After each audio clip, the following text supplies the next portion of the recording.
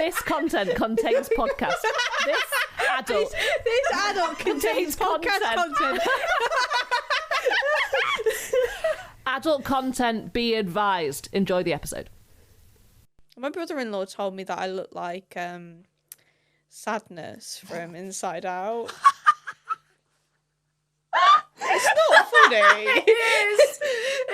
I don't think you do. You do?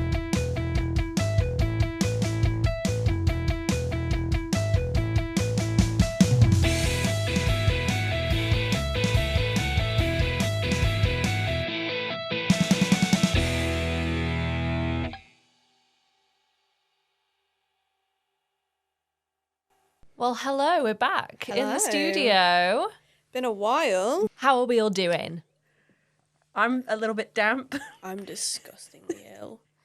Yeah. Like, and this is like, I think we've done, how many of these have we done? Maybe it's like the third or fourth one that we've done, and half of them I've been horribly ill for. I want to say you're not as sickly as you sometimes come across, but Rude.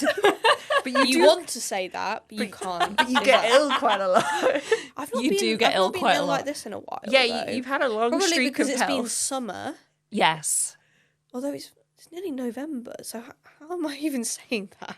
It's horrible. Isn't the passage of time disgusting? Yes. Anyway, I think we need to address the elephant in the room before we go any further. Yes, No, we I Which is don't obviously think we today, do. Laura No, is I the don't think we elephant need in to the even room. talk about anything. So what are we I doing? think, yeah, I think And this I is- actually think I've made like genuinely more of an effort than I would normally make for one of these recordings. Like, so if you haven't seen, we did a live show a couple of weeks ago, and I'm the only one who made an effort to dress for the occasion. Those two just look nice. Yeah, we did look really nice. So I feel like this is a how happy it goes. medium. This is how it goes. We dress up for this. We're talking about the fact that we're in a studio today Yes. and people can see us. And so Laura and I have, mostly Laura, has dressed up for the occasion. That's what we're going on about. So if you're just listening to this, head over to YouTube because we are also there. So, yeah. I'd like to also say that, again, I only had to buy one thing for this costume. It's the wig. The thing is, it's just kind of, in fact, she's even got a yellow backpack. I mean, you can't see it, but she's got a yellow backpack as well. But that is just my backpack. It is just your backpack. Yeah.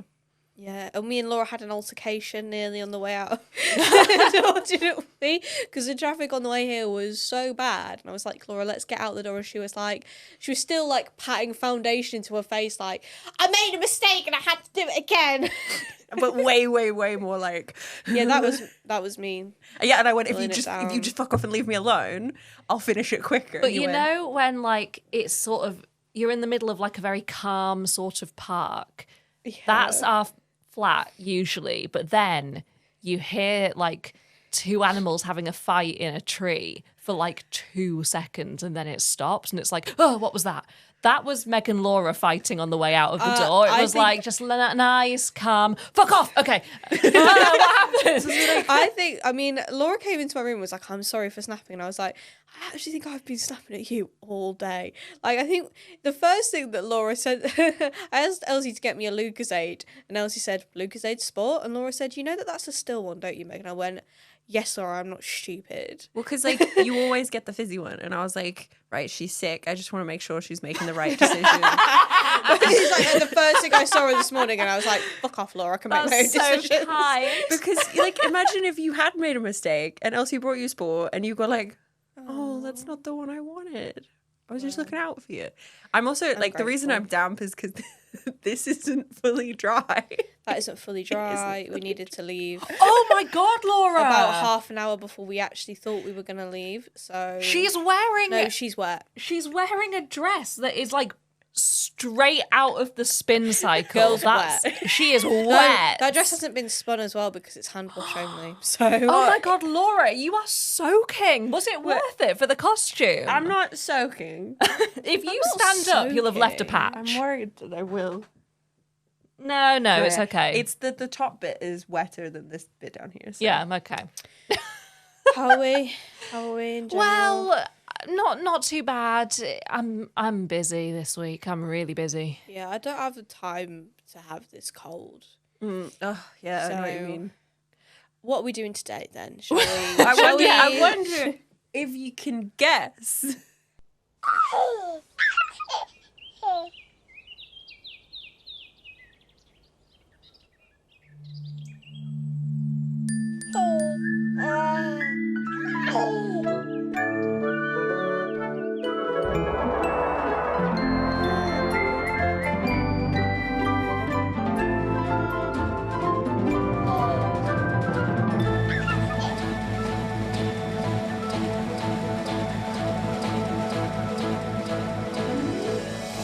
Over the hills and far away,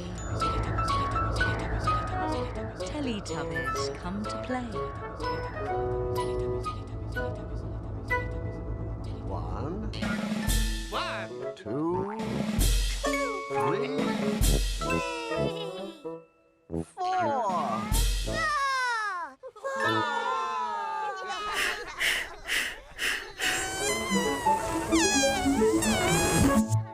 Teletubbies.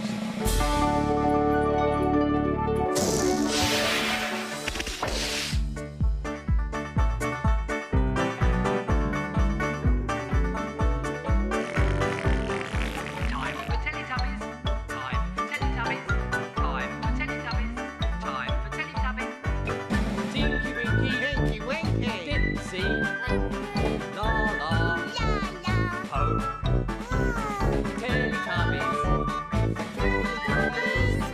Say hello. Tinky Winky. Dipsy. Laa Laa.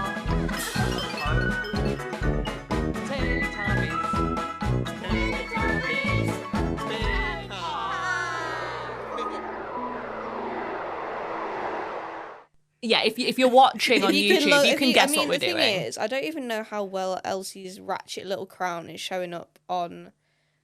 She's got a little headband, and she's made all of the antenna from all the Teletubbies on it. Yes, I have. And then wore it here. All of the aerials.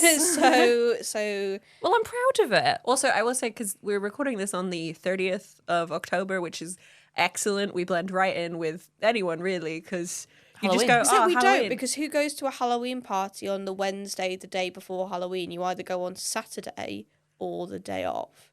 But it's, excusable. So yeah, we're doing the Teletubbies today. We've kind of split the research into 3 parts because, honest to God, so rushed off for doing this one, and I'm so unbelievably ill. So Yeah, there's a lot for Teletubbies. A lot goes on. It's got a rich history. It's interesting. So shall we start off with Meg's research, because Yeah, it's kind okay, of so the it's just what it is. just gonna give you a lowdown on the stuff you might not know. So, who's it created by? Anne Wood, Andrew Davenport, people who have made several appearances onto Legends in this world. Legends in this World. Yeah, we've mentioned them on this show maybe more than any other creator. Yeah, in fact, we did one episode essentially specifically about Anne Wood, because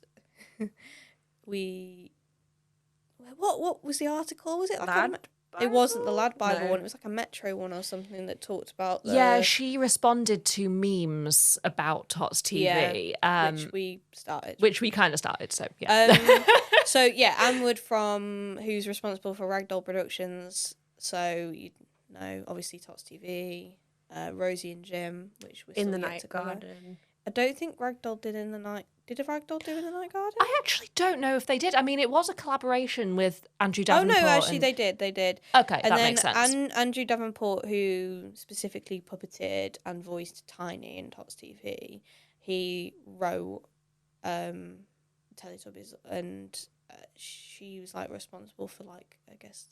Is in the credits she's responsible for devising it, which I said Quote unquote devising. I it. said to Still Elsie is not don't a understand job. devising. Like, you've explained devising to me several times, and I'm like, how is that different I mean, from it other means things? that it means that it was her idea. That's Very that's much, what yeah. it is. I mean, but actually, it was her idea and Andrew Davenport's idea, which you're going to explain, I guess.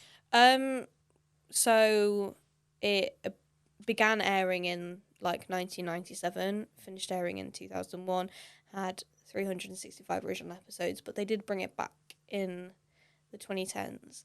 I'm not really going to talk too much about that I'll because briefly say, in my research I found, so Anne Wood fully said she does not watch the new one and she refuses to watch the new one. yeah, it doesn't surprise me. But she said the reason why she said it was because all of her shows are like her babies. And the idea of someone else, like, she was like, they might be wonderful, it might be great. I can't watch someone else do my baby. You could have phrased that a lot better, I but was I agree. I can't I watch was someone else do my trying. baby either. Lauren. I was Yeah. trying really hard. What That's an why I took a awful pause. thing to have to watch. That's why I took a pause.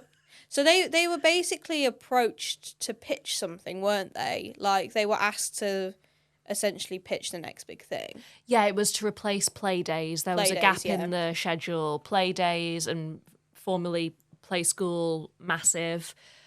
And then they were approached because they made Tots TV, which was huge. So Yeah. So there's like a fantastic documentary that we'll, I guess, link or. I mean, I'll whatever, probably put clips in from it. from the documentary that we've all watched. Then Anne said to me, you know, about these two characters, how about that we make them for preschool children and multiply them, I think it was up to 5 at first, and then put them in a magical land, a place where television comes from, and have a magic windmill that rules over that land and that makes the structure for the programme. Children live in a technological world. I was very aware of that through being with children and having opened a shop and observed children and listened to them and their parents. And the like initial idea came from so the Teletubbies, oh my god, whoops, the Teletubbies are supposed to be like toddlers, but the original Andrew Davenport's original idea was to have a kind of like, it was to have two spacemen living at the bottom of a garden. Yeah. So that the Teletubbies kind of look like children and kind of look like spacemen. Well, Silhouette-wise, yeah, yeah. he said that he was always amazed at how spacemen are. Putting someone on the moon is an incredible achievement, but they get there and they walk like toddlers. True. And he found that really funny. So we had this idea for, you know, when things went right, they gave each other a big hug, and when things went wrong, they fell on their backs, and it was funny.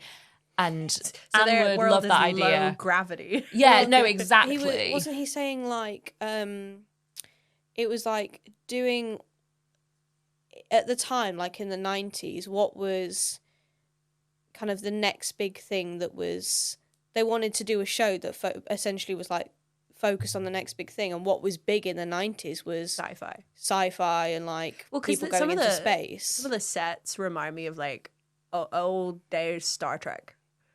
Yeah. Yeah, it's very 60s Star Yeah. Trek. It is. It's like, it's got that. I mean, we talk about the Teletubbies in the live show. Yeah. So there is a section of this that I don't think we'll really go into in this episode because we cover it in the live show, which will be available to you guys hopefully by the time this one goes out.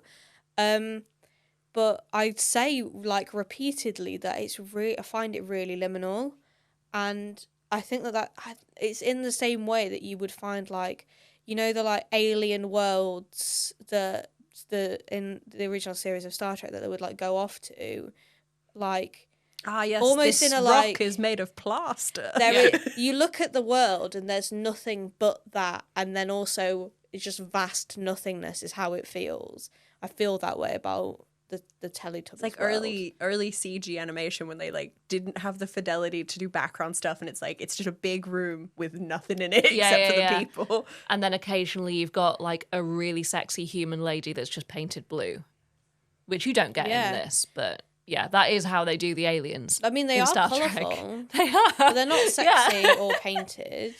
We knew that we wanted to have these full-bodied characters that would sing, dance, jump, and behave to all intents and purposes with the same range of possibilities as real children aged about 1 or 2. They would not be fully competent at any of the things that they were attempting to do, and so that they would sometimes fall over in certain situations or would enjoy falling over. We decided at a very early stage to make these characters baby proportions, that they would have, for instance, shorter legs and shorter arms. They would have a larger head in relation to their bodies, and they would be quite tubby, which is, of course, where the name came from. So I've got a few more notes about the production here, actually. Because I failed my Our job. old logo. Oh, yes. So if you're watching on YouTube, this is our old logo. If you're an OG, you remember that. My mum kindly put it on a notebook for me. So After an AI kindly made it for you. yes, that is correct. After Laura kindly told the IA what. Never mind. So Anne Wood basically felt that very young children were being overlooked, and that a lot more of them watched a lot more TV than we thought. Than they were supposed to. than we thought originally, and were better at making meaning from it. And she actually set up a shop. I don't know if it was a shop or like a workshop or whatever, where kids could go with their parents, and she would just observe and study the way that they played. So a lot of what happens in the show is learned from that. That makes sense. I can see that. So they wanted to incorporate screens somehow, because that was the big new thing, and kids were growing up with them, and instantly it was just a huge part of their lives. And she thought it just feels kind of inorganic and weird to just have screens in that world. And Andrew Davenport basically said, put it on their tummies. And she was like, oh my God, you're a genius. And he kind of is a genius. And I said to him, but I cannot work out how to get the world of children together with the world of the characters. I can't do this awful thing of having a television screen. It's so boring. It's not organic to the thing. And he immediately said, as I recall, put the television screens on their tummies, which I thought was a stroke of genius. Whereupon I said, in that case, they'll have to have aerials on their heads to get the pictures. And we started to laugh about that. And that was it, really. That's what they became. They became these characters with tellies in their tummies. Because their tummies are, for children, your tummy is something that you use quite a lot. You're very proud of it. You stick it out and you move around like this. And so for the Teletubbies to really, truly be of television and to love television in that respect, it was very nice to place it there. I will say that the interior of the mound thing, TVs could have been in there. Mound. Oh, yeah, their dome home. Yeah, they're... Yeah. Dome home. So, It's got a name, though, hasn't it, that I've forgotten to write down. It's like the Supertronic... Oh. I don't know. Because No, I the swear it's idea got a is that they all live in the land where TV is made. So it's in like the next field over from the Tots house. The Tubbytronic Superdome. Incredible, That's isn't it? what It it's sounds like called. a Mario Kart course. So they built a massive crater. They spent a lot of BBC money building a crater So in our this town. taxpayers' money. Yeah. And a lot of residents were very upset about it. So she had to go to the council and like plead with them. Like, it's for very small children. You're not even going to know that it's happening. And she was just so terrified that they would have to spend even more money filling Doing it it in again, again. yeah. Yeah. So they like landscaped everything because they realized really early on, because they wanted it to be 4 different sized things. So they needed 4 different sized actors by quite a big gap. Yeah.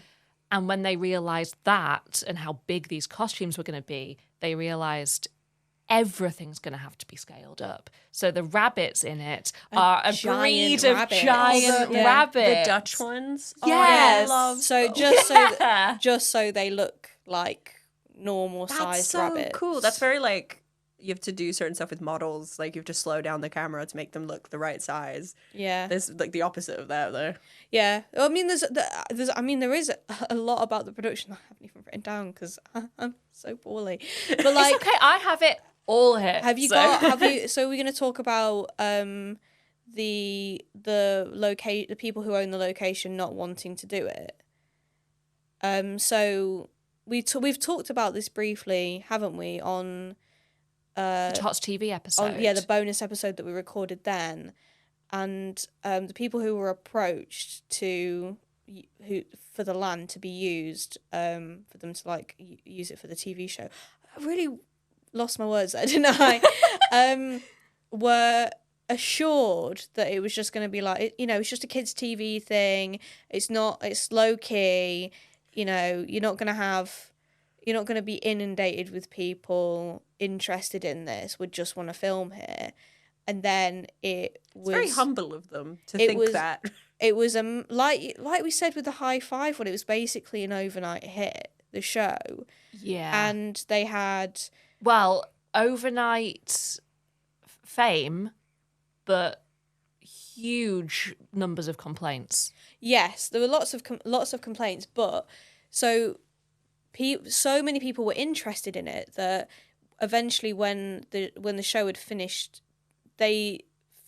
lots of you are going to know this, filled in she dug up the site, didn't she, the owner, and made a massive pond out of it because there was no way to stop people. It was, I think, probably a similar thing with like the Tots TV cottage. People were like jumping the fences and running across idea about this. Running across cattle fields to take pictures with it. And that's she why could have made fucking mint off of that. Like, she could have turned it into a whole attraction. Yeah, but what thing. if you don't want to? Have you thought about that? That's fair. You know, because then that's your whole job. And the same thing happened with the Tots TV cottage, didn't it? I would have probably, if it were me, sold off the land to someone who did have the want and time and money to turn it into an attraction. Because, like, okay, I don't have to spend a bunch of money turning it into a pond. I'm going to sell it.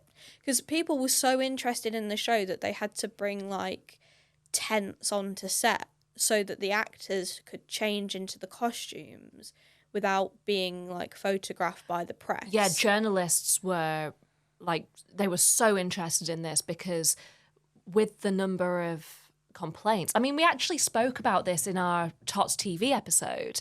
So I'm going to put in a little clip from one of our previous episodes in a studio that's not as well lit as this. So, you know, apologies for that. Local staged protests. Helicopters would fly over the field in which it was filmed, with photographers on board hoping to reveal the faces of the actors in the costumes. Visitors to the set had to be blindfolded for fear that they might give away the location. We just hadn't prepared for that kind of interest at all, says Davenport. People's relatives were getting doorstepped, which is a surprising place to be in thanks to a preschool children's programme. And Big Cook, Little Cook was left alone. That one was fine. Even though it was being doorstepped by the media, I assume. Yes. Does that mean just turning up? Yeah. Yeah, journalist, yeah. On the topic of the production, Anna Home was the children's commissioner back then, and in this documentary made by the BBC, it's like a 40-minute thing. It's on YouTube. It's really good. And I'm referencing it a lot. She said that it's really difficult to commission kids' TV because every generation thinks that it's worse than theirs because nostalgia is such a powerful thing. So we definitely we say this a lot, but the amount of comments we get on Instagram that's like this is the last generation that had it good, like, and I guess one thing is that with the current generation is that all previous generations are available to them, whereas it wasn't the case for any previous generation. Yeah. Something that Andrew Davenport has said is, and I'd never ever thought about this, so Play Days that it was replacing and Sesame Street 30 years before, which I'm going to talk about a little bit later because they also got lots of complaints. I have some stuff about them too. Yeah. So he said that the general model of kids' TV, a lot of people creating it started off in teaching. So the way that it used to be is you would have an adult character and it would be almost like a classroom, and there would be either puppets or children or whatever, and it would be a kind of seminar almost per episode. And that is just not accurate to the way that children play. And this is essentially the first show for very young children that just had characters, and basically only characters like them on their level, doing their own thing without being spoken to by an adult. So it was Barely being very spoken to at all. Yeah, it was very. I mean, it's groundbreaking in a lot of ways. Teletubbies is, which we will talk about. Po couldn't make the tubby custard machine work. Not work. Not work. So, Laa Laa tried. Laa Laa try. Laa Laa try.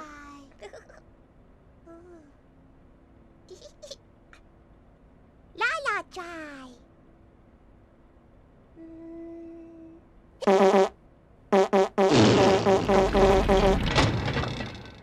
Oh.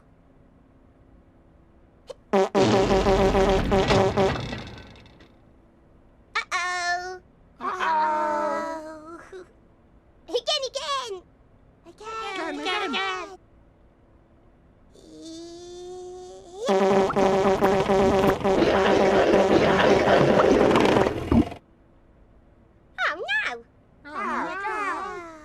Laa Laa couldn't make the tubby custard machine work. Not work. So, Dipsy tried. Dipsy try. Dipsy try.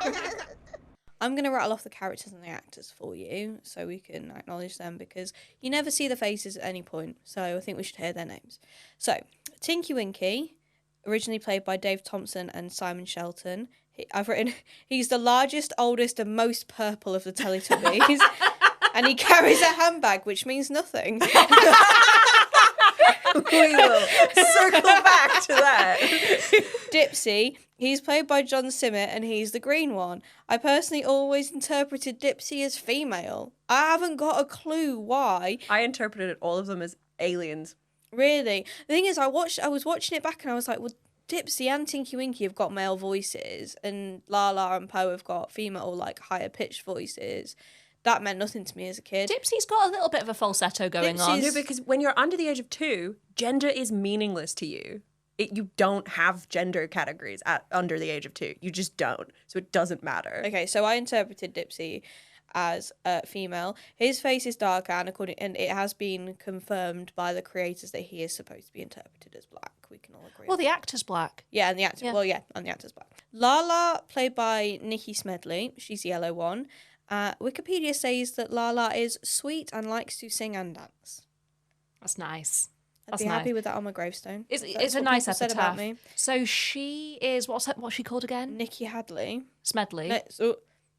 Nikki Smedley. Yeah, she has got a show. Well, she's got a book and a show called Confessions of a Teletubby that was at Edinburgh Fringe last year, I think. That's and cute. she's still touring it around, I think. We should go see it. We totally should see it. Po, who's played by Poi Fanley, originally is the shortest and the youngest. She's the red one, this one.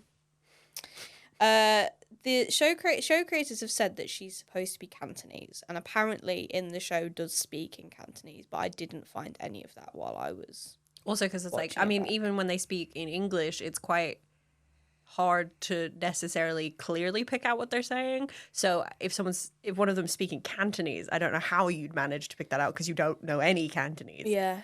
Then you've got like the Nunu, who's played the by Hoover thing. Yeah, he's like a sentient Hoover. Played by... We've got one of those. He's basically No, God. we killed them. Oh yeah, and threw them away. He's the minder. Their father is a Hoover. I think he's played by Mark Dean in the original series. I mean, all of these have got different actors in the reboot.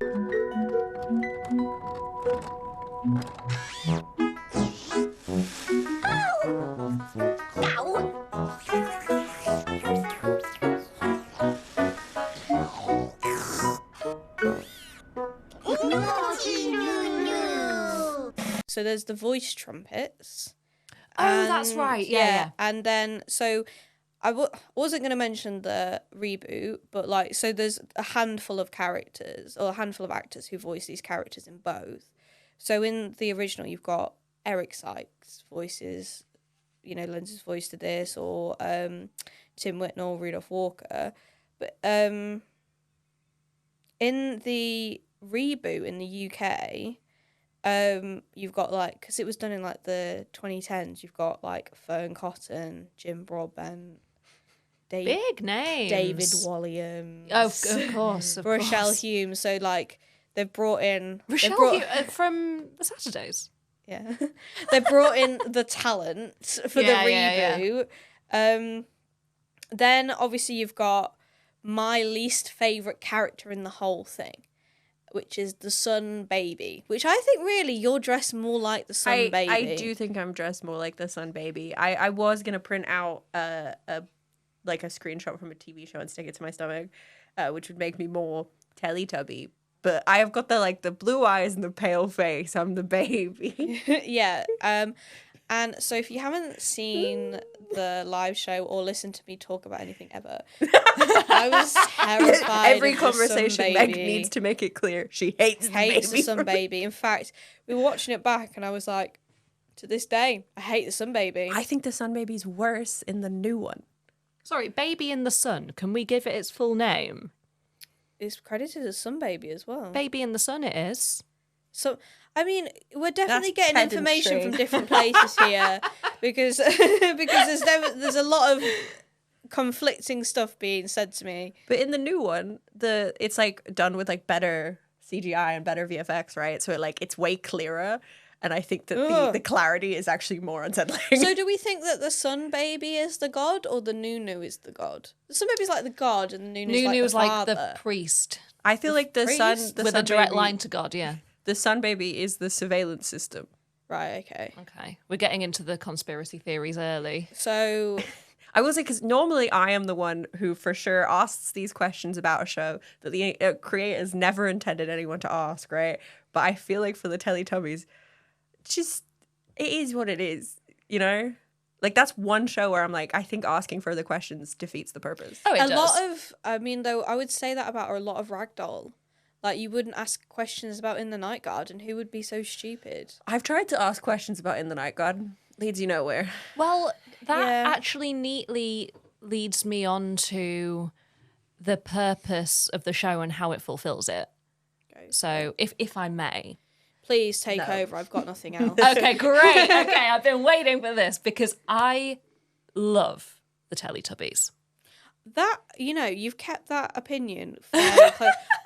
I had no idea that she was about to say that. I've only formed this opinion in the last day, right? Oh, okay. So, I don't know why you're surprised by that at all. She absolutely worships. Elsie loves shit. She worships. I love shit. She worships at the altar of Ragdoll Productions. I do. It's so true. Tots TV, Rosie and Jim. Oh, what's the car one? Brum? Is it Brum? Brum, yeah. Love. Teletubbies and In the Night Garden. I think I probably prefer In the Night Garden. I prefer In the Night Garden. In the Night Garden, you can sort of turn off your brain and relax, and because it's really gently colored and the music's really nice. Whereas the Teletubbies is a bit more alarming. Yeah, it's slightly. In the Night Garden it's normally on at like 7 o'clock. Yeah, it's a bedtime show. It's the one that's like, all right, kids, we're gonna we're winding down. Yeah, lovely little voice and lovely little music. It's so nice. This insane. It is. This is in the morning. Yeah, it's a little radioactive. This is the morning one. This is like your kid's half asleep. You need them to wake up. Shove on Teletubbies. Yeah. Well, yeah. So the reason that I really like it is because nothing like it went before at all. That's true. And the way that it was made is very, very clever. Like, again, I've put in that clip about talking about how good Andrew Davenport is at what he does. So he's cocaine for the under twos. I mean, coke for the under fives. Yeah. So he trained as a speech therapist and then went into drama, I guess. And as so many of us do. You didn't train as a speech? No, I didn't. Sorry, But I did into the Laura drama. Connolly line there, didn't I? Instead of laughing, I just pointed out that you were wrong. Well, because it wasn't funny. So all you could do was... Jesus, slanderous. Okay. Girl. I don't like sitting next to you. She's sick. I know. That's why I have to sit here. I would sit I've next to been you. segregated. They sat next to me in the car, though. I mean, yeah, well, sorry, no choice. We couldn't stick you on the roof. You'd get more sick. I was well hot in that car. He was like Mitt Romney's dog. What? No, Okay. The dog on the roof. Yeah. If you don't know about Mitt Romney putting his dog on the roof. I mean, if you don't know about the dog on the roof, you're too young to be watching this. I don't know about the dog on the roof. Too young, mate. Okay. Too young. I'm older than you. I know. Never mind. Young of brain, young of spirit. It's only really a big story in the Midwest in the US, but Well, I'm like an 80-year-old woman is more accurate. So You're wearing a wet dress. I don't know what you're like. So wet. Jesus Christ. Did you bring a change of clothes? I meant to, but then we were running late, and I was like, "Let's go." Why were we running late? Because there's traffic. So that you could dress yourself like this. So, right, okay. It is a deeply misunderstood show. Well, please enlighten me. Yeah. After the first transmission, the complaints were blocking the BBC switchboard, and people started to write, about dumbing down and how more or less, it was against government's policy, and, we were bringing television into disrepute and all this kind of thing. And that was more or less what our viewers thought. Yeah. These programmes treat children like idiots who are incapable of understanding normal English. Teletubbies, the BBC's latest programme for very young children, is provoking a storm of criticism. While children seem to be entranced by the four colourful tubby characters, many parents and nursery teachers are worried about its lack of speech content and question its educational value. So when it first went to air, it was met with a lot of complaints. Were the complaints just confused? The complaints were, this is mindless and it's going to teach children to speak gibberish. It's not educational. It's slop. I already know how you're going to smack them down as all wrong. I can see where this is going. Yeah. Is it educational, though? Here's the thing. It's for the under twos. Yes. How educational do you need to be for the under twos? Well, that's what I'm saying. Yeah. So it's explained by Andrew Davenport at every point in this documentary how every single element is specifically designed to stimulate the minds of very young children. So the reason that it's got like rolling hills instead of a flat landscape is because before even language, children are learning about spatial awareness.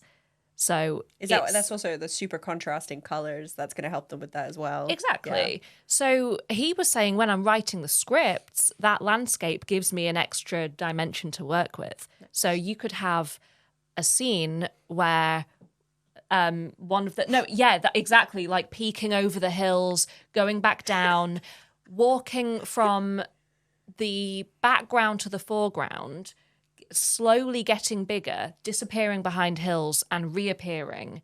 That's utterly fascinating for a child that's 2. That's why this fucking works for children. Yes, it's body-sized peekaboo is what it is. And you can spend 3 minutes doing that and a child it'll get them to think, it'll get them to start predicting what's going to happen. I once sent a video to I was traveling. I once sent a video to my cousins telling them I missed them. They were like 2, maybe younger. And I didn't do really anything in this video other than like wave at them. And they watched it and just were absolutely laughing hysterically for 15 minutes. Kids would be absolutely diverted by anything. Yeah. Yeah. No, exactly. Everything in Teletubbyland is designed so that it can pose possibilities. And if you have a flat landscape, you can hide things only in very few places. But that's not really exciting enough. So the landscape is designed so that within it you can hide things. When the Teletubbies walk down to camera, it defines their path a lot better if they're going over hills. So with the language stuff and, the many, many complaints that were about the speech in the show, I called my mum on the phone a few days ago because she's a speech therapist. She's very high up speech therapist as well. She's an important... Yeah, she's an important lady. Yeah, she's an important lady. And she said...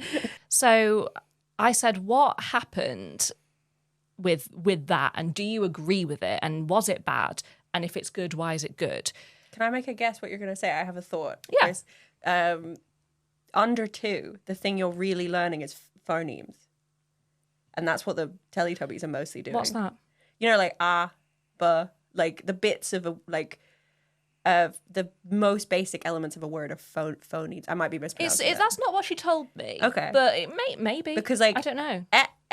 Is a phoneme. Uh-oh. That's 2 phonemes. Yeah. Yeah. Okay. Yeah. No, so what she said Like mama, that's 2 phonemes. You're learning that basic stuff. Yeah.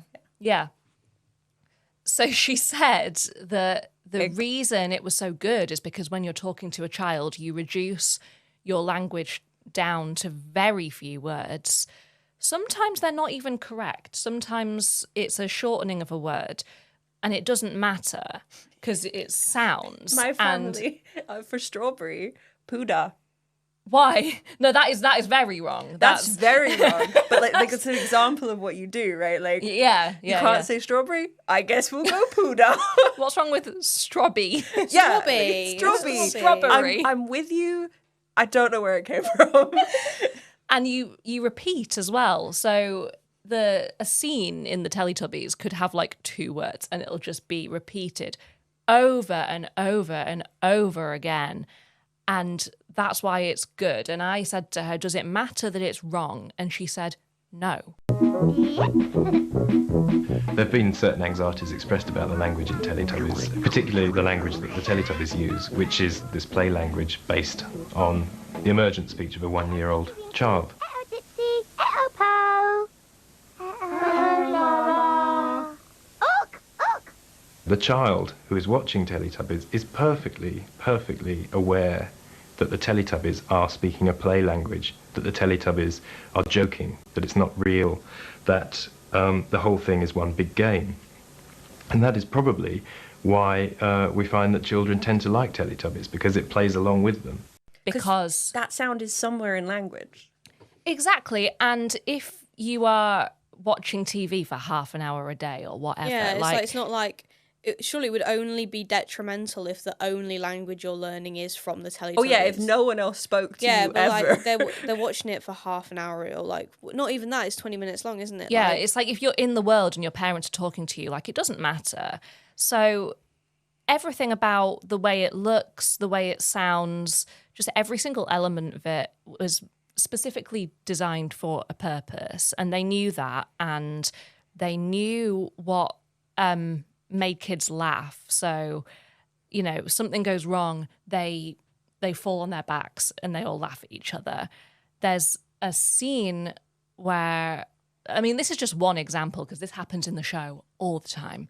There's a scene where there's a puddle and one of them puts their foot in the puddle and they go, ugh, and they don't like it. And like then, when you touch my dress. Like when yeah, exactly. Like when I touch your sopping wet dress.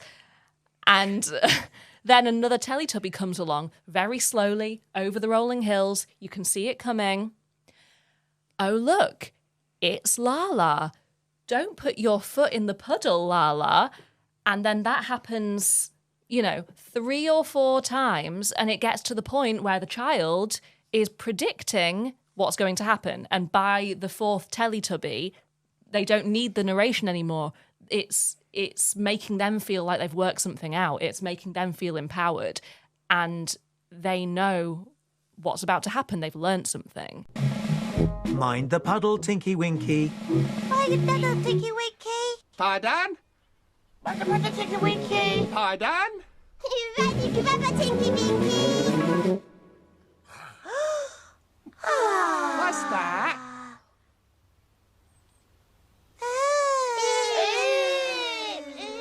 Oh no!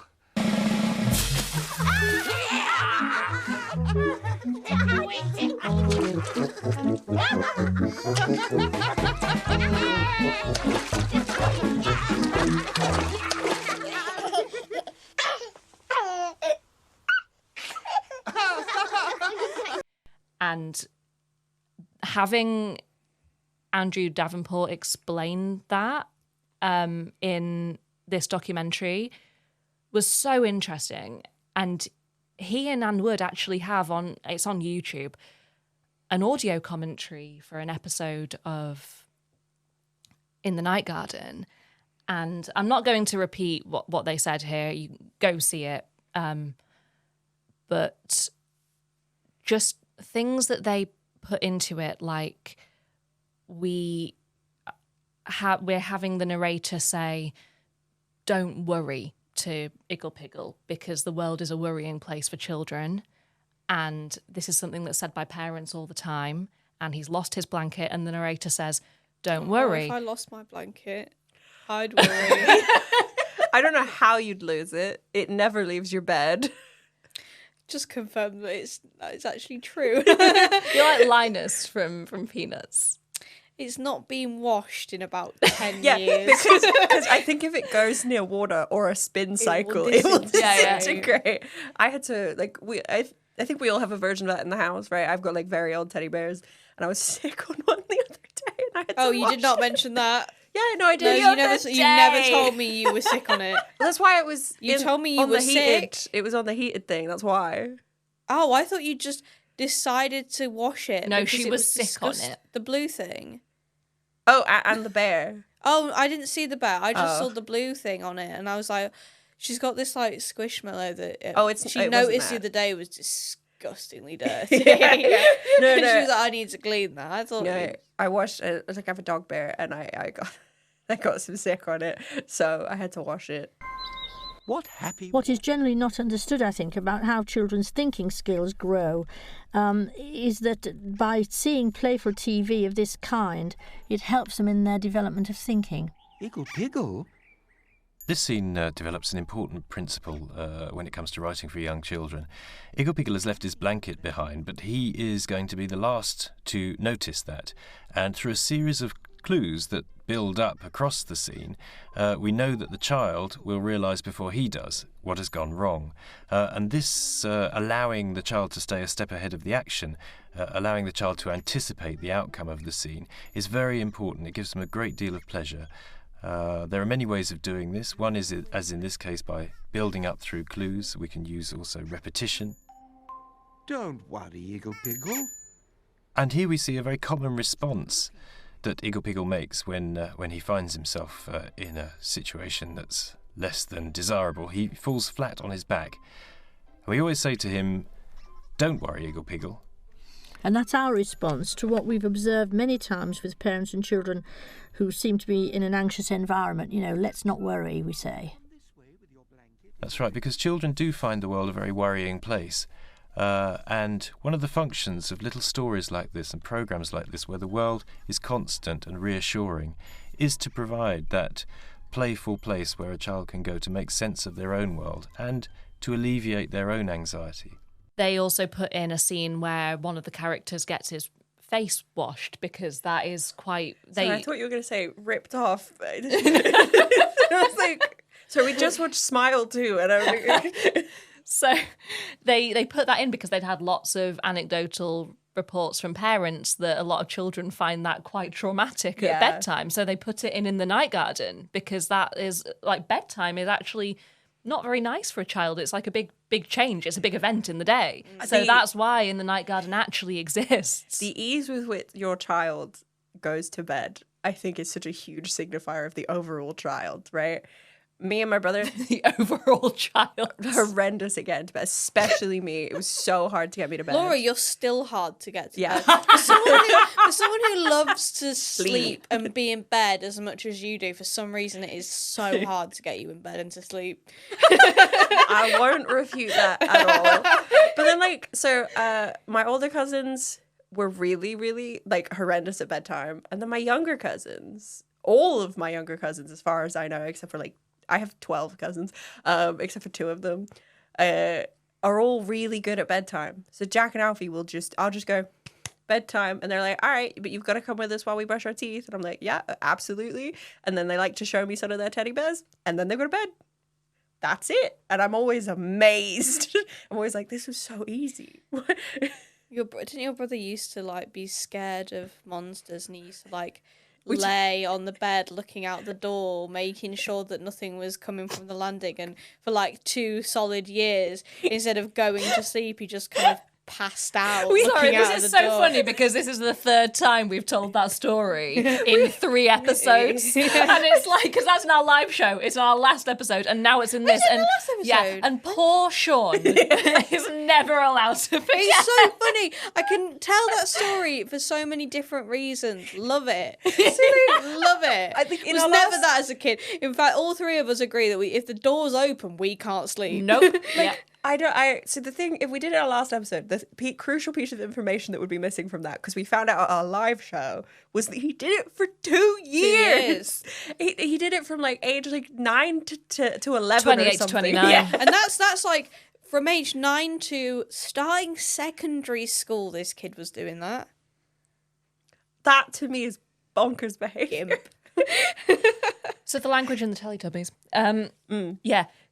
I asked my mum why she went on Look North, because I always knew that she went. So Look North, right, is For the filthy southerners among you. I mean, it's the regional BBC News. Everyone's got a regional BBC. It's just a joke. And yet, Hull and East Riding is the only one that is so unbelievably proud of their presenter. Like, Peter Levy is like a local legend. Like, people love Peter. He's sort of meme-ified in the area. See, I have no idea who that is. Well, no. It's so weird because I know all of the southeast ones as well, because the guy from ITV Meridian beat my boyfriend to a journalism award. Really? Fuck you. He deserved it. Actually, Kit Bradshaw seems like a really nice guy. Shout out Kit Bradshaw. Yeah, people really Peter love- Levy fucking loves the guy. Everyone loves him the guy. or hates him, but either way, people feel strongly about Peter Levy. I actually have a hat with his face on. Why? I don't know. It was a gift. I don't know. Oh, okay. I was Is about it to say true that he that's lives such on an Elsie Victoria thing. Dock? I believe he does live on Yeah. Victoria Dock. We maybe Prick. shouldn't. Yeah. So Broadcast his address. It's well-known information that Peter Levy lives on Victoria It Dock. is known. Go to Victoria Dock and shout Peter Levy. I'm sure one day you'll find yeah, if you go him. to Hull and shout Peter Levy, someone will be like, I was about "Wait." to say, where's Victoria Dock or whatever you just said? Just Of a course part it's of in Hull. Hull, yeah. Part of Hull. Of course it's in Hull. It's the nice part, really nice Oh, part. is it the bit that we stood and you guys enacted a scene from Lord of the Rings? I don't know where that was, and no. No, Okay. it's not. You've No, I definitely know. never It's been not to that. Victoria Okay. Dock. No. So my mum went on Look North. Was Peter Levy there? I believe she was interviewed by Peter Levy. Basically How does she representing. feel about Peter Levy? You know what? Normal. She feels normal about Peter Levy. Neutral. She has to. Yes. So she was representing. For legal reasons, she feels neutral about Peter Levy. I guess the NHS, because that's who she's always worked for. probably. And basically, at the time, there were a lot of headlines that were in praise of Teletubbies, basically saying it got my child to start speaking, or it got my autistic child to start speaking.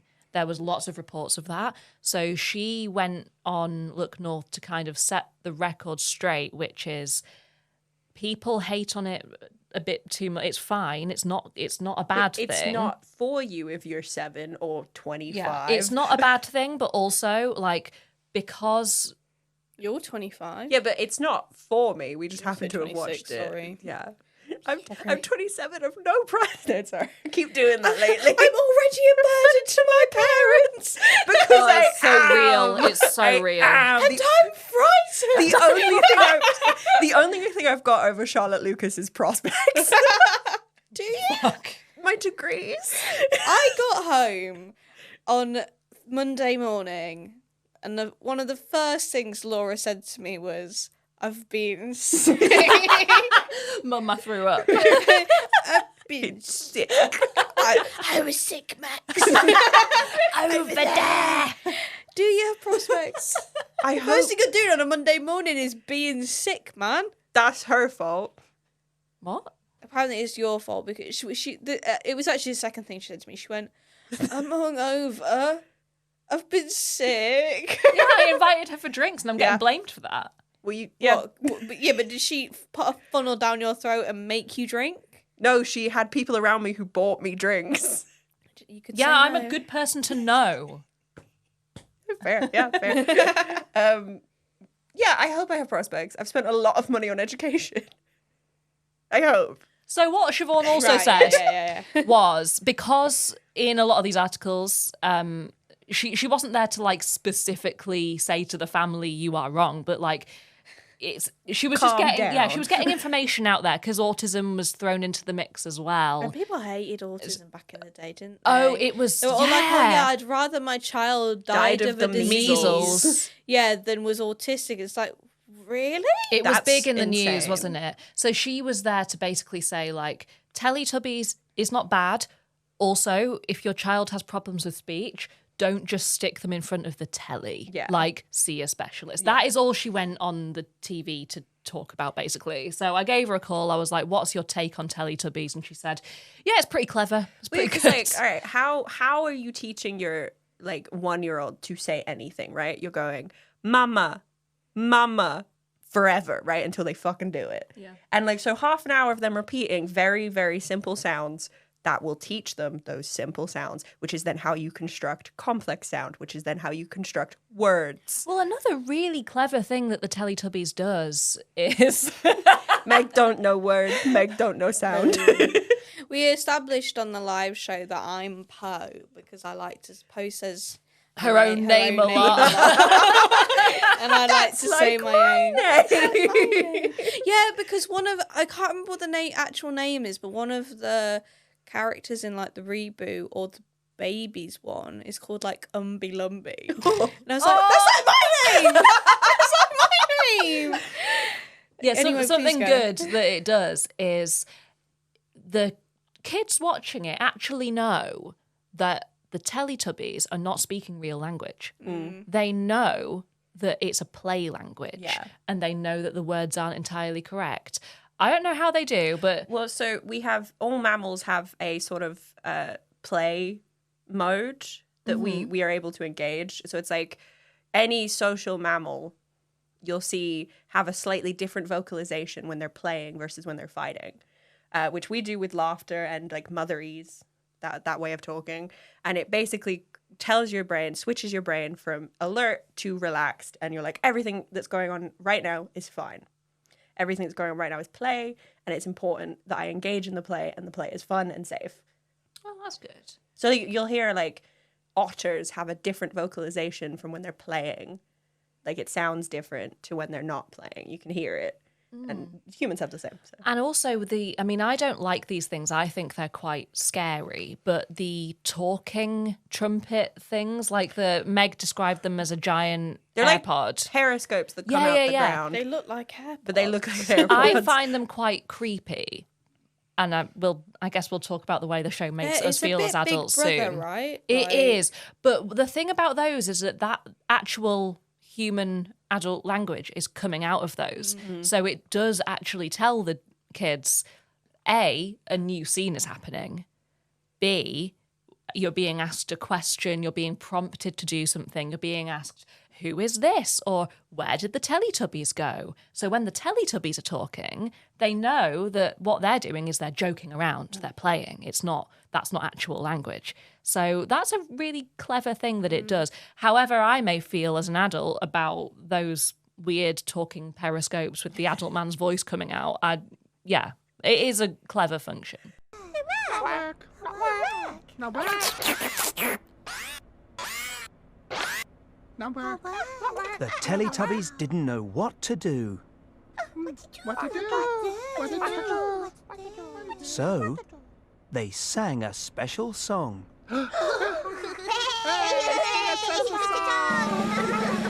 Well, maybe we should talk about the gay panic. Oh, yeah, so my job. What, the general gay panic or our individual gay panics? You ever had a gay panic? Happy birthday, Arthur, by the way. It's Arthur's birthday today. Arthur, have you had a gay panic? Arthur, are you offended that the word gay panic reminded your sister that you exist? Oh, come on. Have you wished him a happy birthday? I have wished him a happy birthday, yeah. I personally today have wished him a happy birthday, but I just thought it would be a funny thing to say. Maybe I'll regret it. I don't know. 30th of October is a shit birthday. It Sorry, Arthur. I'm so sorry, Arthur. It's not the greatest of birthdays. I'm sorry, any birthday that's not in BST, I think is quite a bad birthday, really. I wish my birthday was in BST. No one wants a GMT birthday, do they? You've got a BST birthday. Do I? Yeah. Yeah, so do the I. Clocks go forward on the is it normally like the 31st of March or like the last Sunday of March? Okay. Oh, I didn't know that. So Well, also normally 'cause- you're like 4 or 5 days into BST. Oh, sorry. Before we go on to the gay panic of it all, there's one last thing I wanted to say about all the complaints that it had. There was a lot of pushback from parents that watched the show with their kids and really enjoyed it because they saw how much their kids enjoyed it. So there was a lot of support in the other direction. Well, And- clearly, because they it didn't- stayed on air. They So went on there was a news story about it where they said, "Oh, this is bad," and then loads and loads of parents like rallied in to be like, "No, we disagree. We think that that's wrong." Basically, Yeah. And another thing is that Sesame Street, which aired on PBS, and PBS obviously is what picked up the Teletubbies in the US as well, because it's, the not cable, public broadcast.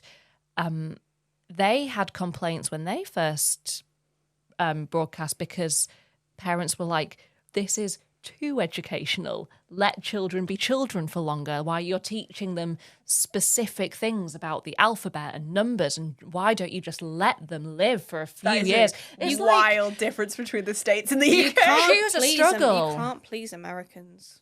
That's also fair. Well, clearly us as well. Oh yeah, that is very true. You can't please It's like us. more education, too much education. Like, In it.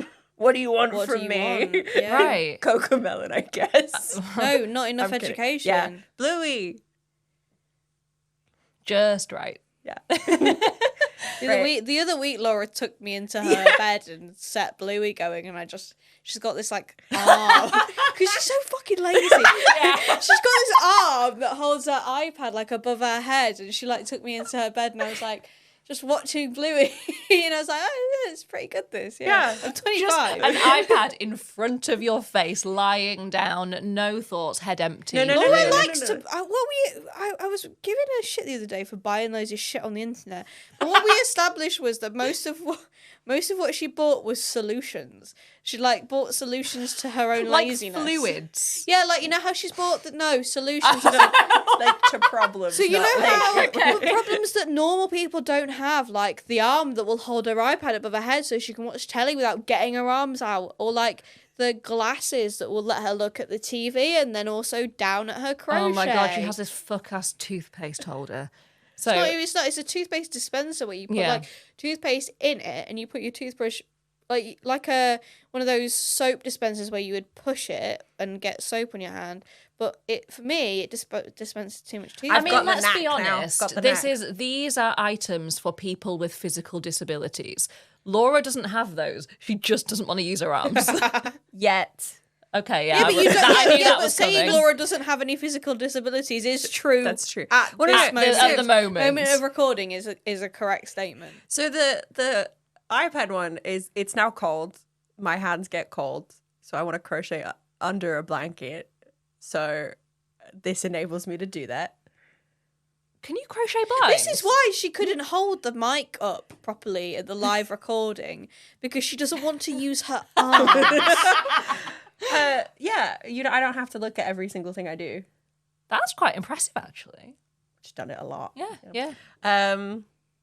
Well, I don't know what else. The toothpaste one is it's nice. It seems cleaner to me than like the dregs of water at the bottom of the toothpaste cup that gets gross. Anyway, let's move on. Let's talk about gay panic. You ever had a gay panic? Well, there's a bit in that documentary where an American guy there's a section where they're talking about merchandise, and he's in the shop. He's like talking about how it's fine actually and not evil, and he says, "I think Tinky Winky's my favorite. I'm not sure why." And I liked that. He carries a handbag, and that means nothing. It could mean nothing. It could mean nothing. Right. So that's what we're going to talk about, right? Because gay panic. Yeah, Andrew Davenport and Anne Wood do think that means nothing, which I think is fair. I mean, yeah, they give the man a hat. Men can have handbags. boys can have handbags. But also gay men can have handbags. Also gay. Anyone can have a handbag. The fact that Or how are they going to hold their gay card? the amount you read into it, I think, says more about you than anything, right? Oh, are you saying that we're wrong to think? No, I'm not saying you're. Okay. Which one should I start with? Okay. Laura thinks it's bad to be gay. You heard it here first. Laurie, you have to dispute it with your words because not everyone's going to be watching the YouTube true. thing. No, I don't. So I glared at Meg. Like most of the articles about this were written 25 years ago. Most of them are older than Meg. But not older than you. No. Nope. 11th of February, 1999. They were written in a very specific amount of time. Yeah. The year between Laura's birth and my birth. Well, it was a short-lived media storm, right? Well, so it broadcast here first in 1997. It didn't broadcast in the States until 1999. So they got like, I want to say 2 years of peace, but clearly not based on all the stuff you've been talking about. But 2 years of peace specifically regarding this topic, because from what I read, no one in the UK was really complaining that Tinky Winky was maybe gay. My feeling is that ever since Teletubbies first transmitted, I've been on trial.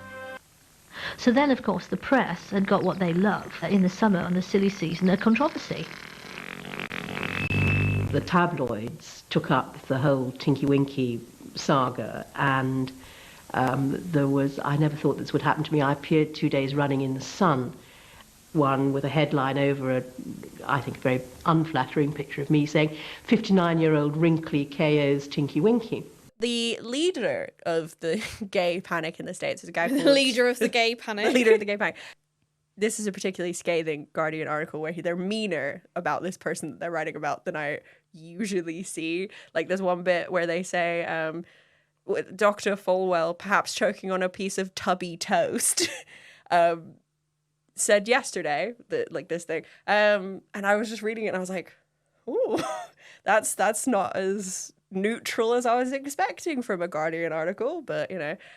He is the one that was, like, leading the charge. He was a televangelist, hyper-Christian guy. He's dead now. But yeah, so it focuses entirely on Tinky Winky. He literally says, Dipsy, Laa Laa and Po do not play large parts in this theological debate. Okay. Yeah, so... I mean, I'm not disagreeing there. I don't think that Dipsy, Laa Laa and Po do play a large part in any theological debate. Yeah. So the character, whose voice is obviously a boy, has been found carrying a red purse. Found where? Soho? He picked it up. He was at the thrift shop. Yeah. So further evidence that the creators intended Tinky Winky to be a gay role model have surfaced. He is purple, the gay pride color. And I'm like, isn't the rainbow the gay pride color? Isn't it all They the don't colors? get just one color. Yeah.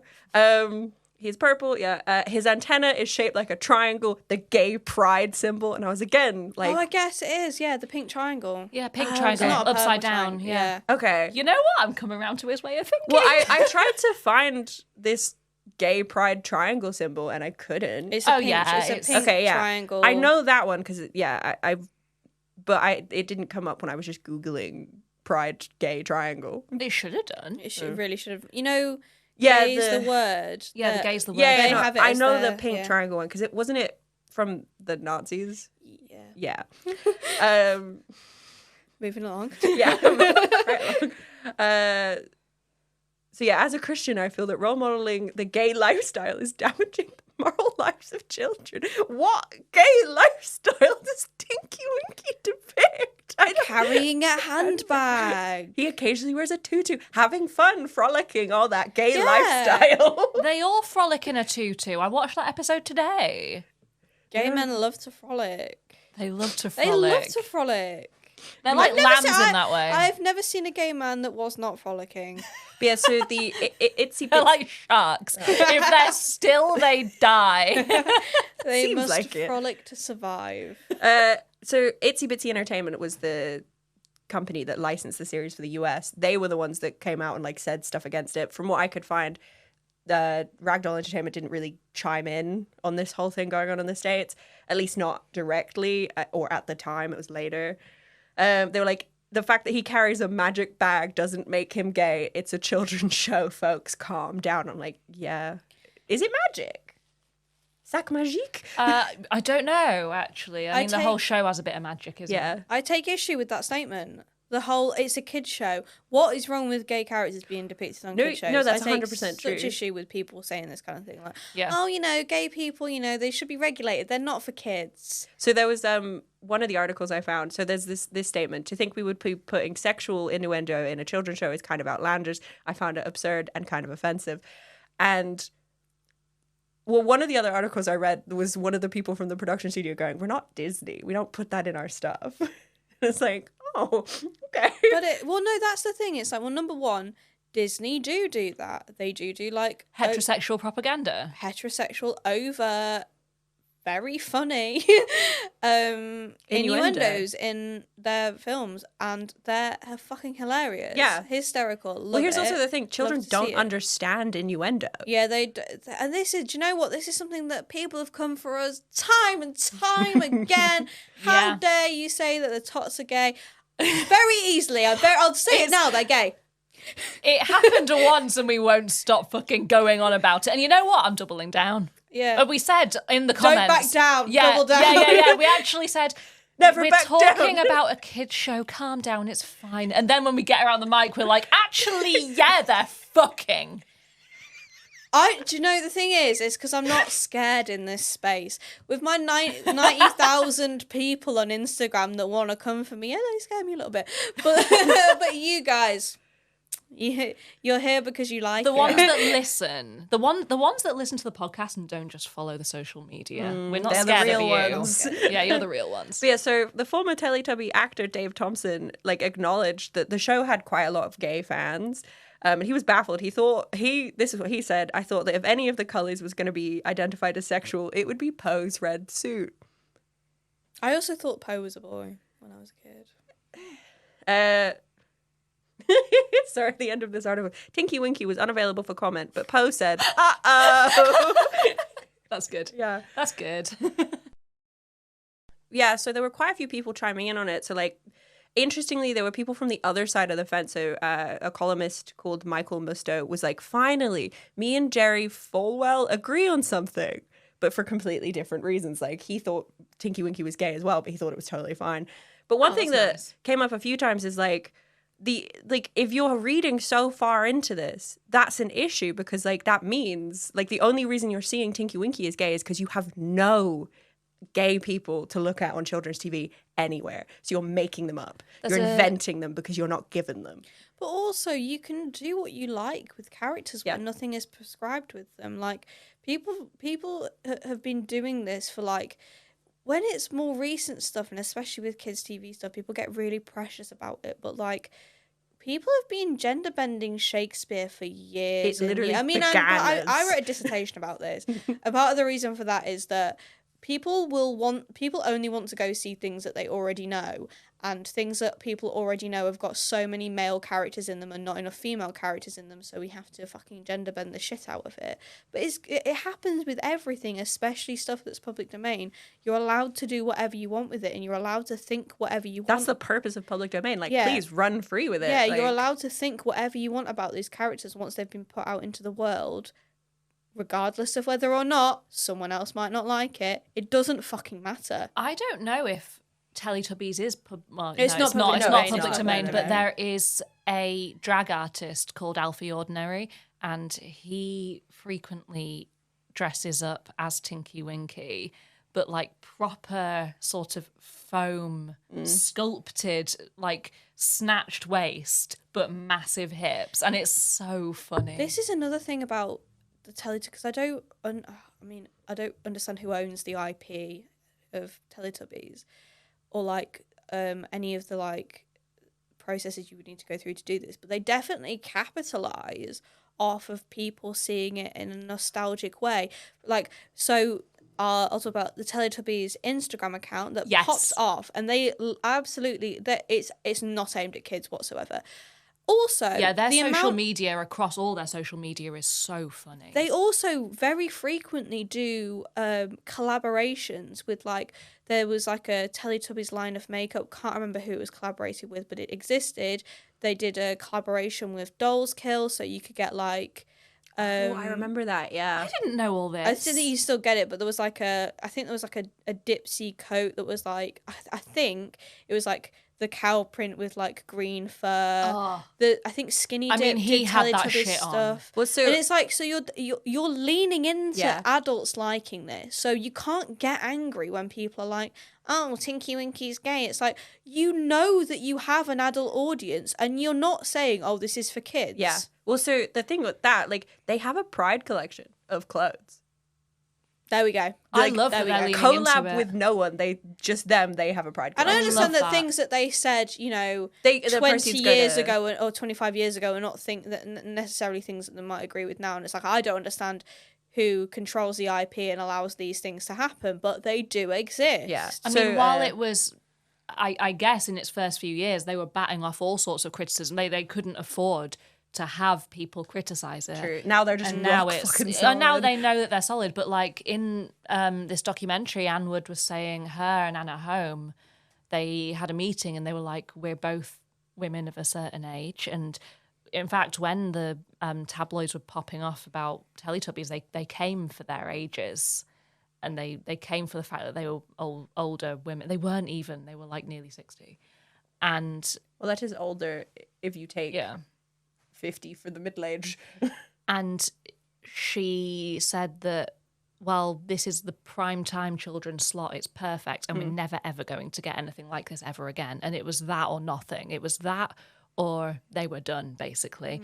And so I guess if you're getting these comments, you have to just reduce controversy as much as you can. And when you know you're solid, it's like, fuck it, Tinky Winky was gay, fuck you. I do take like very minor issue with it though, because Anne Wood has said has been given comment as, I don't care what the adults think, this is for kids and I want to know what kids think. But if your IP is being used and being sold to adults, oh yeah, the Pride you collection, do care a little bit, don't you? The Pride collection is predominantly adult clothing. Well, of course it is. Yeah. You're not selling. I mean, obviously you Matching. can't. I'm not saying you can't sell price. Oh, to also kids, but most like, of the it's- proceeds go to adults a are buying charity. it. I just want to say to not cast them in that like group of companies that do rainbow washing. The proceeds go to charity, like a young LGBTQ charity. But we don't know if Anne Wood is involved still. I mean, this might Yeah. not have anything to do with her. Yeah, we don't know. Very true. It's on their website if you want to buy any of it. I will approach Anne Wood for comment. I bet you she's gonna say, But yeah, so in all of this discussion in the States, people were comparing it to Bert and Ernie, and like people like see so gay. The thing that they were comparing it to is like, what is Poe doing that's gay? And it's like all he's doing is having Do you mean Tinky Winky? Tinky Winky. All they're doing is having a purse. That's the only thing that people were reading into. Whereas like Bert and Ernie, Ernie teaches Bert to sew. They tend plants together. This is a quote. If this isn't meant to represent a homosexual union, I can't imagine what it's supposed to represent. Well, this is why it's gay panic though, because there's two outcomes to this question, neither of which homophobes are gonna like. Because the first one is, Tinky Winky is gay because he carries a purse. They don't like that one. Or Tinky Winky is, not conforming to gender roles. Yeah. And they don't like that because they like you to conform to gender roles. Yeah. So it's like they don't like the fact that he carries a handbag anyway, do they? One of the journalists said that Jerry Falwell's argument basically boils down to be mean to boys who like purses. I don't know how Is right this the that guy is. who, the pool boy? No, okay, I'll get to that in a second. Sorry, there's a pool boy involved in this story somewhere. So yeah, like the Bert and Ernie thing, I love. There was someone's retort to this was, well, yeah, they have to live together. Who can afford single rent on Sesame Street? That would be crazy. Yeah. I love that they have to cohabitate. Sesame Street is prime real estate. Oh, it's not actually. No. Well, no, there's a living dustbin. So yeah, this. Well, we'll probably do an episode about it at some point, but it was for poor city kids. The thing is, I don't understand how you can argue that Bert and Ernie aren't a couple because they sleep in two single beds next to each other like you know. No, I thought they slept in. Oh no, they no, don't. We've had this that's conversation. funny They sleep in bones. two That's single funny beds bones. next to each other, like an 50s old, like an couples. old Hayes married couple. Victorian couple. Yeah. Hayes Code couple. And it's that is actually more couple coded than just sharing a double bed. Yeah, so what is what Meg was alluding to? So this Jerry Sr., dead. 2007, dead. His son, Jerry Jr., genuinely called Jerry Jr. That's a shame for him. Jerry with a J? Or Jerry with a J? Jerry with a J. JJ. JJ. That's cute. So in 2021 or 2022, I can't remember. He's like the head of he's an attorney. He was the head of like Liberty University or something. Very like important roles that he had to resign from because it came out that he and his wife were in a throuple with a 22-year-old pool boy that they had met in Miami called Giancarlo Grande. Right. Oh. That's such a porn name. It's such a porn name. Can you say that? Yeah.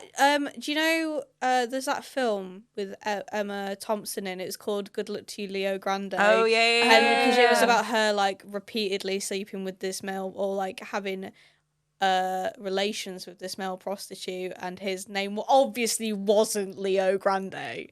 This guy, I think his name is Giancarlo Grande. Yeah. You can't. Of course, you can say it's a porn name because it's a porn name. But it's just. I don't know. And Is it just Spanish? No, he's Portuguese as well, wasn't he? He was Brazilian, I think. I think he was Brazilian. Oh, Yeah. okay. Yeah, you can't say it's Spanish when it's not. It was just so funny to me, and it's like I always say, don't hate anything too hard, or it'll end up in your own family. So just. Yeah, she does always say that. Yeah, it's one of my says many it a lot. tenets. Oh, let's talk about your tenets. Really? Yeah. Okay. Number 1, fruit is a burden. Yep. Number 2, love is a battlefield. Yep. Number 3, surprises are only nice when they're logistically sensible. Mm-hmm. Number 4, what did I just say? Don't hate anything too hard or it'll end up in your own family. Yeah. I'm sure there's more. There's definitely She more. said to us the other night, what did you say? If owning isn't buying. Oh, yeah. Sorry. If buying isn't owning, then piracy isn't theft. Yeah. If buying isn't ownership, then piracy isn't theft. So true. Number 5. She said to us, I would go back in time to try and become England's Confucius. Yeah. Which is so England's Confucius. Tinky Winky. Dipsy. Laa Laa.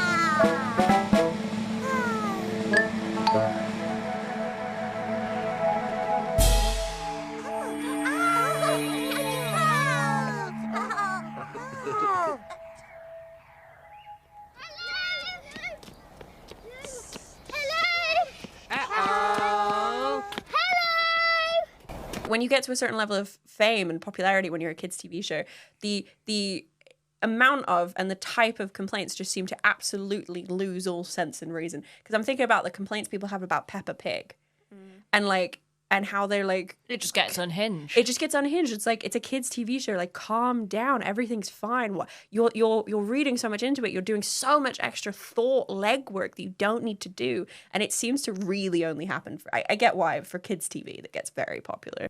So we don't always have things to say from Common Sense Media, but we do this week because of course it's massive. we do. Yeah. It's massive, and people hated it. And Okay, people love But a it. lot of these, I look through them, they're like from like 2009 or something. Late to the game, eh? Like, I well, guess because in exactly. 1997, Common Sense Media maybe didn't exist. my favourite ones are where the parents have opinions, but they spell things wrong. So Yeah. so Riley C, parent of a 2-year-old. Teletubbies is rost bad show ever seen. I think they meant to say worst. Rost? This show is too scared to watch for kids, is crying and having bad dream, and cancelled show is... And Suit is just nightmare fuel. This title has too much consumerism. Where? How? There's no shops. I don't understand. Oh no, there's merch. There's a lot of but, merch. like, in the show. Oh, well. Weird show. So there's 1 star. This is a mum of someone who's 9, 13, and 17 years old. I wonder which one of them is watching the Teletubbies. Recommended for age +2, 1 star, 14 years ago. weird show. This show does not make any sense. 4 exclamation marks and 3 question marks. My kids were afraid to watch it when they were little. Why are there only 4 Teletubbies? Are they the only ones who were brackets, or should I say were the hell brackets they live? I'm reading that straight. That wasn't me making an error. That's how they've spelled, or whatever they're trying to say. I guess where they live. One of the people in the Teletubbies costume got in trouble with the police. It was an English comedy show first for grown-ups. What are they? Well, I don't know if they're making reference to the fact that it's they cite, what comedy show is it that they cite in that documentary? Like the slapstick physical comedy, Benny Hill stuff. Yeah, but it's like it's not for adults though. No, is it? it's really, really not. There's one that I saw. I want to read this. Okay, this one's great. What's everyone's problem? Everything is not a lesson, but appropriate for young. Here's the thing as well, like, you spell check. How are you doing this? This show is meant to make your young one laugh. Stupid for parents not to let their young watch this. They're young. Everything is not a lesson. Lighten up and let your kid watch this. I gave it 2 stars because I've outgrown it. Well, that is a shit rating system. I'm sorry. So that is no way to. Yeah, that's Common Sense Media. That's good. We honest to God, Common Sense Media. Common Sense Media, Mum's Net, great places to spend massive portions of your time. Yeah, no, seriously. It's really fun. It's so good. Don't let them infect you with their transphobia, but apart from that. Oh my God, so Plex now has Common Sense Media thingies on it. So it'll tell you, like, what mums think about a given movie. Yeah. What do mums think of Ocean's 13? It was like fabulous and something else. I can't remember what the second word was. No, that's your dad saying That's my that. dad saying that, yeah.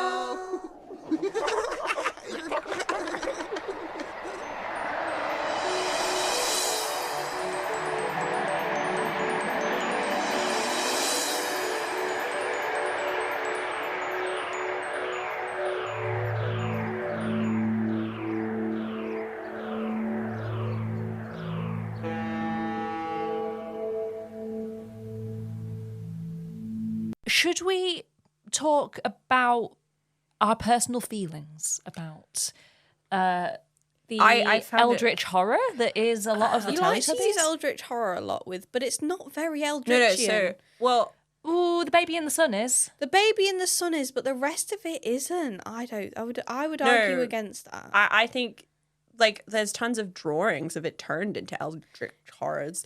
I hate that word. And they're really good. Yeah, and I can see how they got there. Tripping over her work. Oh, look at her little face. Can you look down the camera and do that, please? You're gonna have to look up a bit so people can see. She's doing the And Princess do Diana stick your lip out. Oh, should I do the... Yeah, she can, like, make her face like, you know, the emoji that's like...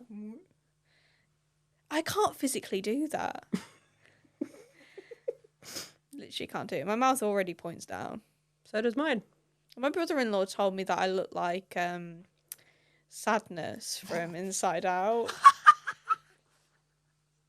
It's not funny. It is. It is. I don't think you do. You do? Oh, that's good. Except I'm not entirely blue. Can I mention something that was said by one of the PBS commissioners, or she appeared in the documentary? I'm not entirely sure what her job was. Fuck you. She said that Teletubbies, hang on, I've got the quote written down here, speaks to a real fear in young children's lives about object permanence. It's true. So Andrew Davenport goes on to say that the bye-bye game exists because you need, with plenty of time before the end of the show, to agree with the child and give the child plenty of warning that the show's actually ending. So I have something I hate about the show. We can talk about it in a second. Sorry. Okay, great. We need some negatives as well in here. So you got the very slow, very repetitive, bye-bye Tinky Winky, bye-bye Dipsy. So they get into the rhythm of it, they know what's happening, and then just so you are speaking to the very real fear in children's lives about object permanence, they pop up again and say boo and remind you that things aren't gone. Things will come back. It's okay. And they do that for a little while because kids are pathetic. This is reminding me of like, so on our like the road below mine and Meg's windows, we can hear a lot of people on it, and sometimes we'll hear children on it. And I have a very clear memory of one specific time when a child was saying goodbye to another child, and you can just hear for 10 minutes them going bye, bye, and getting further and further apart. My God, It's that's so so cute. Also, probably because they've got like the memories of goldfish. They've already forgotten they've said bye. Actually, goldfish have great memory. Shut up! Apocryphal fact.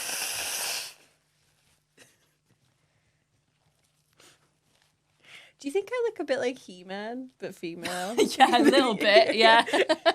I said this to Meg and she went, oh. So what do you not like about the show then? The custard. The tubby custard. What's wrong with pink custard? The tubby custard, it looked gross. I don't like the way it comes out. Yeah, of the spout. it looked so gross. Like tubby custard time, and I was like, oh, yeah, more. It looks. There are some things unpleasant. that you actually just don't want on tap in life, and custard is one of them. Like water is fine. I mean, ice is great. Beer, that's great. Yeah, wine, sure. Wine's a bit weird. But that weird Angel Delight stuff they've got, you don't want that on tap. It doesn't even look like rarer Angel Delight. and It doesn't look like thicker. custard. It looks kind of like a really pink thick cement. Huel, a really thick berry Huel. Yeah, that's so relatable. Yeah, The tubby toast doesn't look too bad. no, the tubby toast. I Doesn't don't know look if I too saw a bad. tubby toast.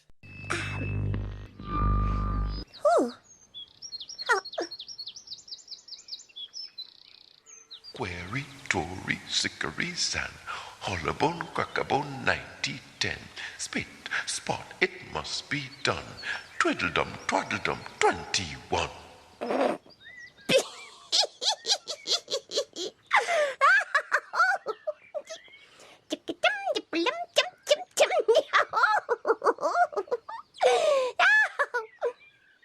Query, Tory, Sickory, San, Hollabone, Quackabone, 90-10. Spit, spot, it must be done. Twiddledum, twaddledum, 21.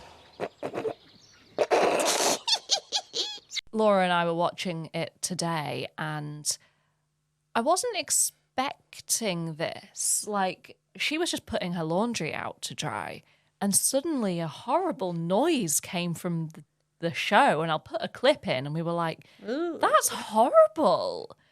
It was very felt like subliminal messaging, like trying to a coded message to Yeah, what like was it, those Laa Laa? mysterious, weird radio stations that just send out numbers for no discernible reason. Yeah. There was something Night Vale about it. Yeah. It was, so it came from one of the Earpods. Periscope, AirPod speaker things. It came up from the ground and gave out that horrible noise that you just heard. And Laura and I looked at each other like, what's That was going unsettling, on? right? Like we were like, because it was.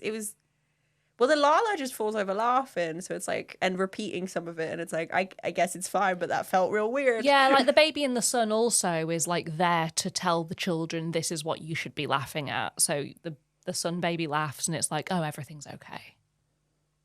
Yeah, that's the huge principle with children. Like, if a very young child falls over, what they're gonna do first is go, "How should I feel, mummy? How should I feel?" Yeah. And then your reaction will inform what they You should really feel. look like the baby just then. You're like, No. again, do it into the camera. Yeah, so I'll audio describe because it is a podcast. Let us not forget. Laura takes her glasses off and opens her eyes wide. Be afraid, little children. It's unsettling. Or should I do the thing yeah. with my eye? Oh, yeah. Do you know what's so weird about living with these two? They've don't got know. so many weird little things in common, but they've both got weird lazy eye things that they can do. And it's... I was born cross-eyed. Sorry if you're cross-eyed. But they could just both, like, Elsie can do it where she, like, looks up and, like, the eyes go, like, wonky. And Laura can just, like, do it on demand. If I relax, like... Is it one of you who says it hurts? Yeah, it does hurt a bit. Yeah. If I absolutely completely relax my eyes, if you can't control the focus of your eyes, you can't do this, because I have to completely relax the focus, and the eye that I was born crossed with just drifts back to the center. Can't do it. Meg hates it. I didn't find out that I could do this until I was like 19. I had no idea. And then I think I did it in front of you because I guess I was sat there. Clearly, and I'm vocal. I sat there and I think because we were living together, I'm the same. I didn't know I could do that with my eyes either. And then... Why is it always me that discovers horrible things about people? Your innate curiosity. So yeah, what else didn't I like? Do you know what I think is quite funny is that they only eat the same thing in a like Greek god Ambrosia kind of way. Which is funny because ambrosia is a brand of custard. We've come full circle. Yeah, so if you've listened to our live show episode, that should be out by now. We did have Meg had a section where she spoke about, you explain. There's a band episode. It was a segment one? that was I think so. A segment that it's like a part of an episode that ended up having to be re-edited in order for it to be broadcastable because they'd accidentally made it really scary. And it's the segment's called The Bear and the Lion. And it's essentially like two wooden cutouts of animals, a bear and a lion, that are on like these skateboards that are being pulled along by strings, and they're like chasing and hiding from each other. But the voiceover's really scary, and the music's really scary, and like it's like at the beginning of the segment it's like blue skies, and then you hear the bear, and then it goes like overcast and scary, like evil's about to arrive. I'm the bear, with brown fuzzy hair. I'll hide over here, and I'll hide over there. Can you see me?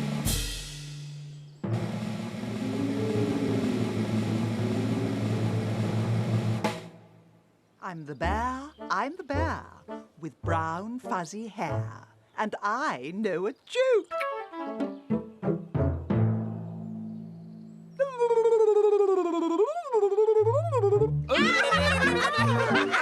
I mean, it's like a famously scary scene. Didn't you say that the bear's voiced by Penelope Keith? Penelope Keith, yeah. Margot in The Good Life. Yeah. And yeah, I mean, I the thing is, this is not something I hate about the show. It's actually something I love about the show. It's really interesting and hilarious. It's hilarious that was allowed to be broadcast. I mean, how many people did this go past and they went, yeah, that's fine. Yeah, so in the middle of each episode, there's a magical event segment. Yes, it's called the magical event segment. They all toddle over together, fall down together. They are visited by some CGI happening that just introduces a new element, like a new thing to watch.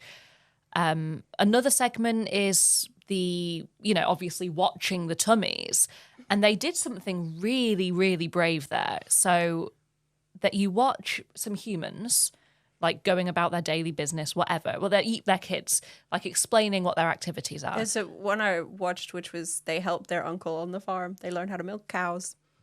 Lovely. Yeah. So that can go on for as long as 5 minutes. Another one made horrendous looking hot chocolate. Really disgusting looking hot chocolate. Like I was worse than the custard. Way worse than I was amazed that there were adults in that room who were like, yes, I'll drink that, yes. And then it stops and they go, again. Oh. And then, I mean, it's amazing they were allowed to do this. They repeat on broadcast TV the entire 5-minute segment I thought again. That was YouTube. No. Nope. It's ridiculous, isn't it? Yeah, because but it's so that the kids can predict what's happening and they want to watch it again. And I mean, that makes sense. Yeah. All right. But when you know all this about the way that they made the show so intentionally comforting and absorbing for children, the fact that these magical segments were sometimes due to bad CGI or the unexpected nature of them. Yeah. The fact that they so often went wrong and were actually a bit too scary, I mean, it makes it even more unbelievable because everything else was so good. And introducing those segments, like sometimes it was puppets. Like there's a bit where a little sort of Andy Pandy looking figure is like, you remember it, like going around a dollhouse. It's scary. Creepy, but it's not like scary in the same way. It's just creepy. But yeah, there were bits where it felt like the judgment had kind of fallen off a little bit. It And feels it makes like it even more unbelievable when you know how intentional everything else yeah, was. especially like, because as well, like you said, it's intended to be comforting and for kids to like really young kids to actually learn about like the world basically. they're and being primed for the fright of their lives. And then there's my comfort show, brilliant. Horrible segment with this lion that looks like it's gonna kill you. It's a show that would be so rife to fuck with in a horror sense because it's this comforting place, because it's so established as this friendly, lovely place. It would be so easy to throw that into a really scary place without much effort, and they did it accidentally. Imagine trying to do that intentionally. But the baby climbs out the sun. I think a lot of the gripes that we've got with it, like the things that we don't like about it, are only things that adults are not going to like about it, though, right? Like, I don't think that's a not 2-year-old for us, is it? I don't think a 2-year-old's going, this custard, nah. I think that's very true. I mean, actually, I loved it as a child. Like most kids, I would sit in front of it and just be completely diverted. But I remember the bear and the lion, and I loved it, but I like horror, so I was like, every episode I was hoping it was that one because I was like, I just found it really interesting. I mean, I don't want to repeat myself too much because I've said several times that the thing I really hated about it is that it makes me feel like a feeling that I feel like I shouldn't be feeling, like nostalgic and like in like a really it's really liminal, and I hate the way it makes me feel. Like it makes me feel like I'm thinking thoughts I did when I was a kid, and like that's kind of amazing though, isn't it? Yeah, but in a way that it makes me feel really uncomfortable because it's like I don't have any of the. I'm so much more now than I was when I was 2 and I was watching it. So like, but you are the same person. Yeah, but remembering the feelings I had when I was 2 makes me feel really strange in a way that I find really hard to articulate. But like, is it the way that nostalgia can sometimes be quite unpleasant? Yeah. Well, it's like that. Oh, a minute ago, like that. You blink, you were 17, and now you're 27, and those videos that make you go, "Oh, don't make me think about the passage of time like that," kind of thing. No. Okay. More in a like. That's fair. More in a. It was so long ago that I don't think about it ever. So when I do think about it, it feels almost like an intrusive thought. Mm-hmm. I think I must think about that like that time more because like my first memory is going back to it is getting my eye surgery done. It's like I very vividly remember that. So the thoughts I had then, I fully remember them, and I am comfortable with those thoughts. I don't know. Maybe just revisit yourself more. No. Okay. But like, I don't want to. I don't like it. I don't like the setting of it because it makes me feel like I'm in a dream. That's what I'm trying to say, I think. It reminds me a bunch of our Key Stage 1 playground because we had this big green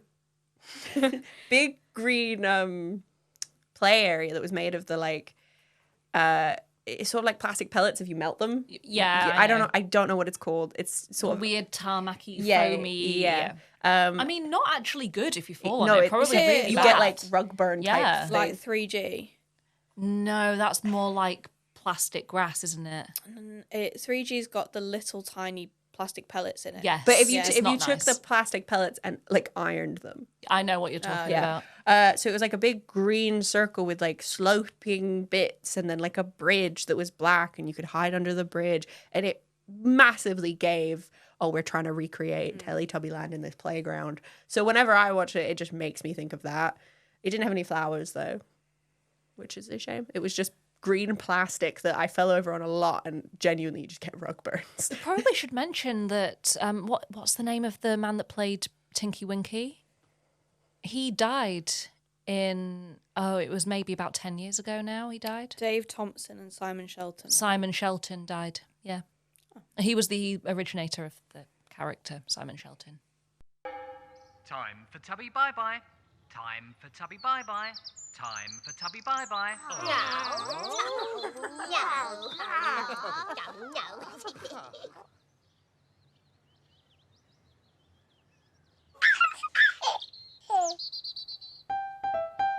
Bye-bye, Tinky Winky. Bye-bye. Bye-bye, Dipsy.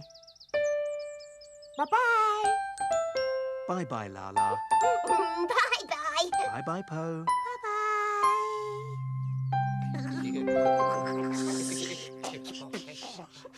Boo!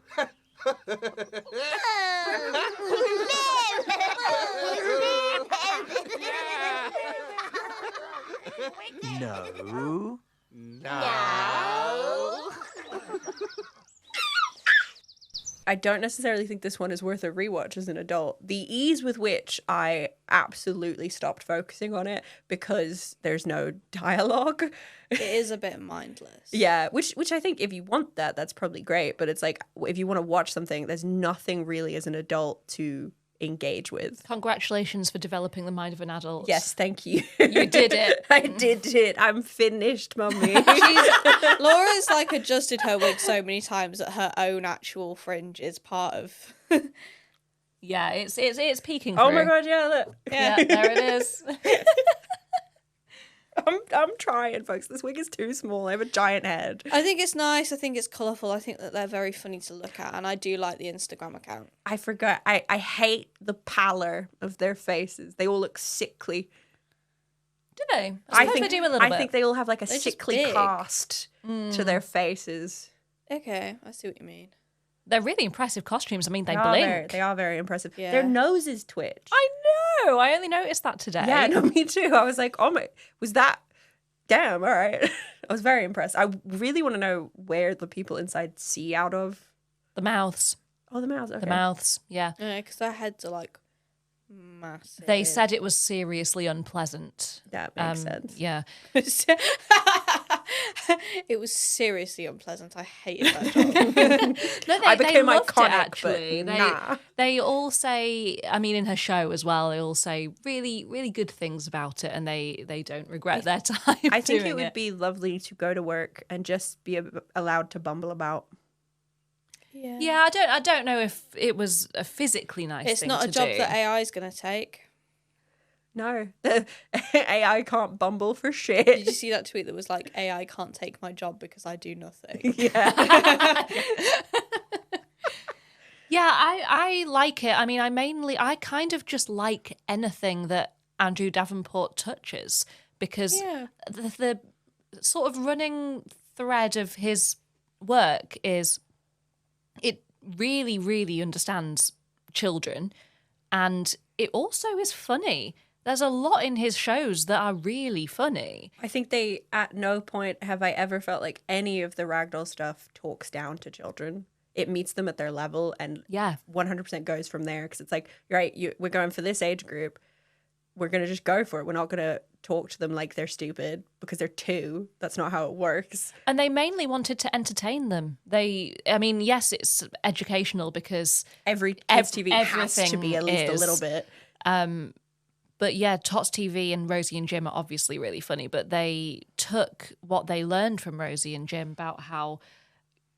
Tots TV is savage. It's so funny. I'm just remembering all the scathing shit they say to each other. They just the kids loved how naughty they all were, so they put that into Teletubbies. When they fell on their backs, they knew that kids found that hilarious, so they put that in. Hey man, I find it hilarious when kids fall over as well, so... Didn't get you. No, it reminded me that one time I was walking home from school with one of one of my friends, and Did you kick Elsie in the snow? No, we watched a kid who must have been 6, if that. You know when kids just go from like on the ice, just straight vertical to forward. horizontal. And she, being the person that she was like, "Oh my god, are you okay?" And I had to turn around because I was laughing so much. Arthur tells me a story about a mum or a childminder pushing a pram and had a very young child walking alongside the pram, and he said that he saw this child fall over, and the adult went. The adult said, "Twice." Am I talking about the first?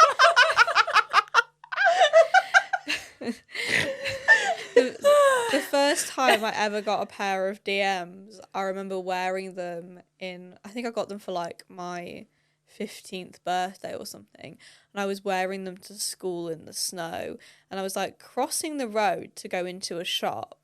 And there was like a slope, like there was like the road and the pavements like sloped down. So I was like walking down this slope into the shop, and I was like, yeah, I've got a grip on these shoes. I'm fine. No, not DMs. Yeah, and I slipped down the slope and straight into the door, like, and like through the door? No, my feet like landed cool. on the door, and everyone on the road saw me do it, and in the shop saw me do it. So I was like, well, either I can go down the road where everyone saw me do it, or I could go at the shop where everyone saw me do it.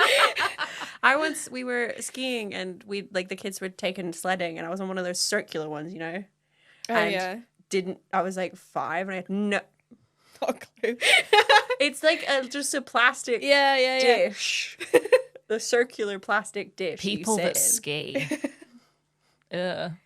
Continue. I haven't skied since I was a child. We've been poor for a long time. No. Oh, get the violins out. I'm kidding. I've forgotten how to ski. Yeah, I'd break my neck. I've never tried. I already offered to teach you. No, okay. You're not going to get me on any pair of skis. But it's so fun. It's Is the adult sports holiday where everyone gets wankered the whole time and then goes down a mountain. I can do that in the kitchen. Oh my god, Laura, tell your story. We've got I was 9 on minutes.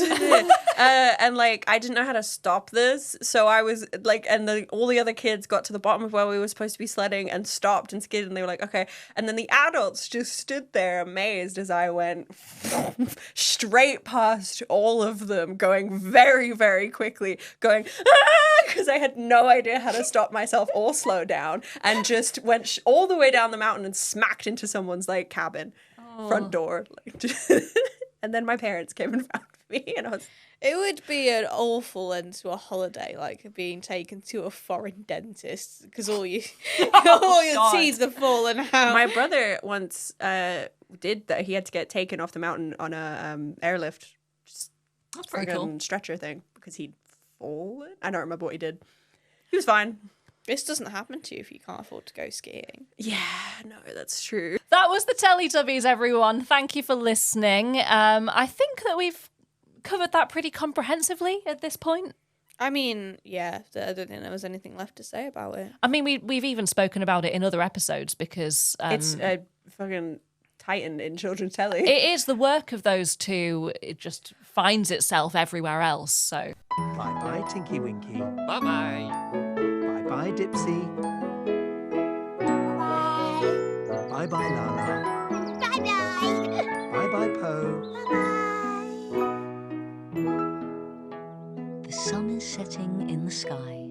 Teletubbies, say goodbye. Should we do the socials? Just for a Let's see, treat? why not? Why not? Come on then. You can find us on Twitter at Thots__TV. On Instagram at ThotsTV, the O is a 0, because it won't let us have thought. Oh. It won't let us have I thought. actually didn't Tried know to that. do it the other day, wouldn't let us have it. Oh, that's why I did it in the first place, it won't yeah. let us have thought. No. And on TikTok at ThotsTV Pod, they will let us have thought. Oh, they're filthy. we know TikTok's game there. Yeah. You can email us at thoughtstv2002@gmail.com. We have a Discord that's linked on all the socials. Or subscribe to our YouTube. Subscribe to sure. our Patreon and give us some money. Subscribe to our Patreon. That funds us doing these, because we Yes. can't do these every week. And you know what? We never ask for these, so give us a little rating, give us a little review, because Please give us actually they ratings. do apparently help the algorithm, and we would like that. Yeah. So, you know, We'd love and a that. good one, you know, 5 stars. Please. Please.